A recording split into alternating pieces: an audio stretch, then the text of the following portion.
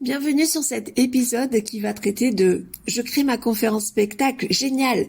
Mais par quoi je commence?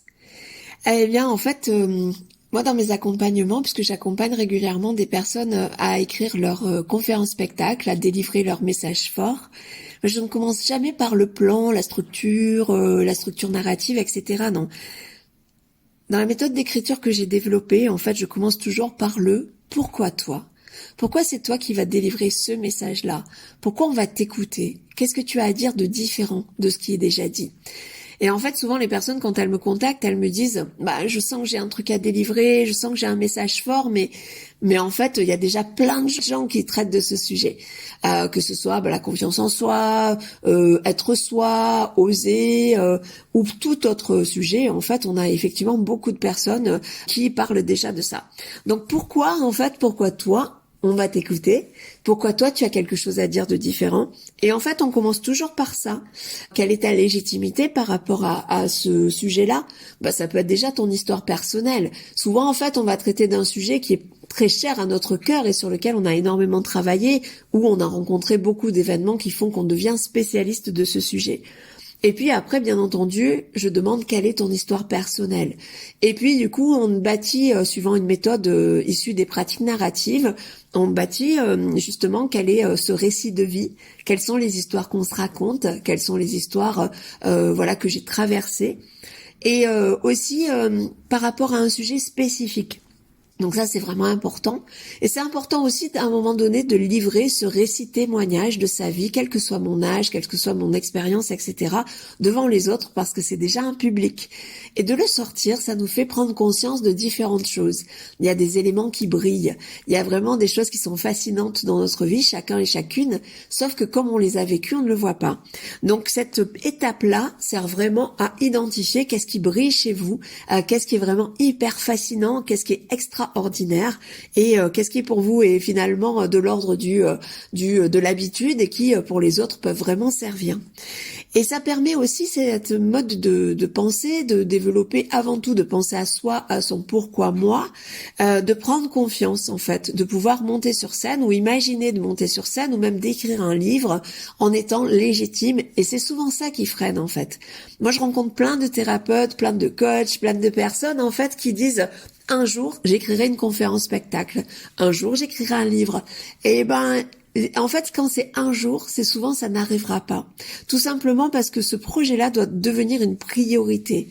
Qu'est-ce que j'y consacre comme temps? Qu'est-ce que j'y consacre comme énergie? Est-ce que je me fais accompagner? Donc j'y consacre aussi un budget, tout simplement pour avoir aussi un retour sur investissement. Mais c'est vraiment super important de dire, est-ce que c'est juste un projet? Un jour, j'irai faire du parachute et puis un jour, j'écrirai une conférence spectacle. Ou c'est vraiment dans le ventre, dans les tripes et que je sais que j'ai besoin vraiment de délivrer ce message. En fait, écrire, c'est aussi une thérapie. C'est une thérapie pour soi, mais aussi une thérapie pour les autres, parce qu'on va apporter différents bénéfices.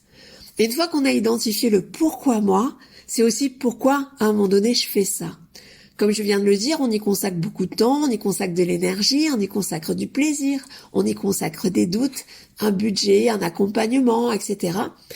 Et pourquoi je fais ça en fait? Donc pourquoi je fais ça pour moi? Qu'est-ce que ça va m'apporter dans ma vie? Qu'est-ce que ça va m'apporter comme différence? Est-ce que ça va être un tremplin pour quelque chose, pour grandir, pour m'élever, pour faire autre chose? Mais aussi, pourquoi je fais ça pour les autres? Qu'est-ce que j'apporte aux autres? Quels sont les bénéfices? Pourquoi les gens vont venir me voir? Et avec quoi ils repartent? Est-ce que je vais transformer des vies? Est-ce que je vais apporter une vision différente? Et est-ce que les gens vont me serrer dans les bras quand ils vont sortir? Ou dire, ah, c'était sympa? Voilà, il y a toutes ces questions-là qui sont latentes. Et moi, je sais que dans mon programme d'accompagnement, c'est vraiment par quoi je commence. Parce que autant délivrer un plan, c'est facile. Mais l'étape la plus difficile et la plus génialissime, c'est celle-là, justement, ce pourquoi moi et pourquoi je fais ça. Je vais vous donner mon exemple parce que forcément, c'est celui que je connais le mieux. En avril dernier, j'ai loué un théâtre suite à des conférences que j'avais vues. Je me suis dit, mais en fait, oui, je peux créer ma scène. J'ai pris rendez-vous pour un théâtre, donc 2 mois plus tard. Je savais que j'avais une date, donc je l'ai communiqué haut et fort pour ne pas avoir à me rétracter. Et j'ai eu donc 2 mois pour écrire une conférence spectacle sur l'audace. Et du coup, à quoi ça m'a servi 9 mois après? Quel est le constat que je peux délivrer? Et du coup, vous encourager à venir écrire. Le premier constat, en fait, c'est que je l'ai fait. Et c'était génial, il y avait 60 personnes à la première, ce qui est déjà énorme. 60 personnes, dont 95% de mon réseau, c'est-à-dire des gens que je connaissais, que j'admirais, que j'aimais, qui m'aimaient. Et du coup, on se dit, ah, ok, je vais sur scène, je fais un one-woman show, si je me plante, je perds tout le monde. Ça, c'était une de mes peurs, mais en fait, pas du tout. Bien au contraire. À partir de ce moment-là, une fois que je l'ai fait une fois, j'ai senti que j'étais à ma place. Quand les gens sont sortis de cette conférence, beaucoup m'ont serré dans leurs bras. Il y avait des gens qui pleuraient et il y avait des gens qui avaient la banane et je savais que ça avait changé quelque chose pour eux. Et une semaine après, j'ai reçu des messages qui disaient, tu sais Christine, grâce à ce que tu as dit là, moi j'ai pu réaliser ça. Grâce à ça, j'ai pu faire ça. Et je me suis dit, ça a vraiment du sens, à la fois pour moi, parce que je suis à ma place et que j'allie à la fois mon côté artiste, improvisatrice, metteur en scène, puisque je fais ça depuis 12 ans, je crée des spectacles, et bien entendu tout le côté coach, accompagnement que je fais aussi depuis 10 ans. Ça allie vraiment les deux et ça me permet de toucher plus de personnes, de délivrer mon message auprès de plus de personnes. Donc j'allais dire, si je ne le faisais pas, pour moi je serais égoïste, puisque j'ai ce super pouvoir-là. Et du coup, après ça, qu'est-ce qui s'est passé? J'ai eu envie de la rejouer. Donc, je l'ai rejouée dans différentes villes, dans différents théâtres. Et puis, j'ai eu une demande de lycée. Et puis, une deuxième. Et puis, maintenant, un collège. Donc, en fait, c'est ça qui est incroyable. Parce qu'au départ, j'ai juste pris une décision de monter sur scène pour délivrer un message. Et aujourd'hui, je suis en train d'orienter mon développement sur cette activité-là. À la fois des conférences spectacles que je fais auprès de jeunes, auprès d'adultes. Et je pense que je peux changer des vies de cette manière-là. En tout cas, moi, j'aurais adoré avoir ces clés-là à 20 ans. Et en même temps, j'ai créé des résidences d'écriture, donc en immersion, pour que les gens viennent écrire leurs conférences spectacles.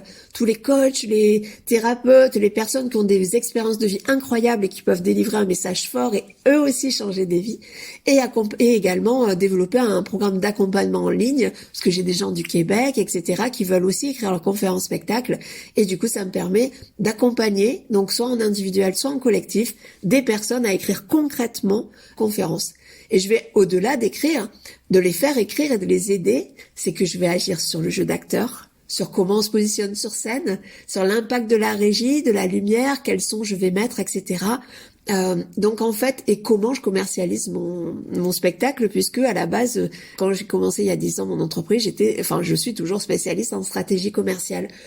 Donc je suis vraiment hyper heureuse de faire ça, de contribuer à ce que des gens aient un message fort et puissent le délivrer et puissent changer des vies et puissent faire du bien autour d'eux et d'elles en fait.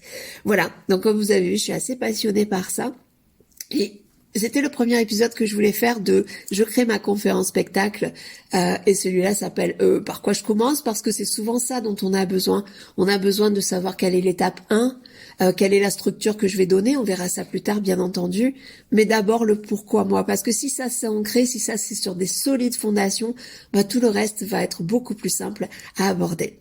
N'hésitez pas, si vous aussi vous avez justement un projet et que vous avez vraiment envie de le réaliser, parce que c'est juste un projet comme le saut en parachute, voilà, c'est pas la peine qu'on passe du temps ensemble, j'allais dire, mais surtout que vous perdiez du temps sur ça.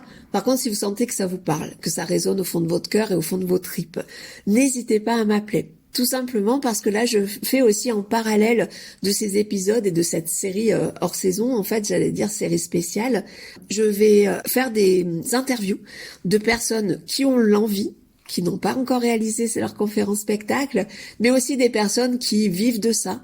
En fait, voilà, pour qu'on puisse se reconnaître et cheminer chacun à notre échelle sur l'audacomètre, de dire quelle est moi ma prochaine étape. Si je ne l'ai pas encore faite, c'est peut-être d'assister à une immersion ou de me faire accompagner pour écrire. Mais si j'en ai déjà fait, quelle est moi mon étape supérieure? Est-ce que je peux la mettre en scène différemment? Est-ce que je peux la commercialiser différemment, etc.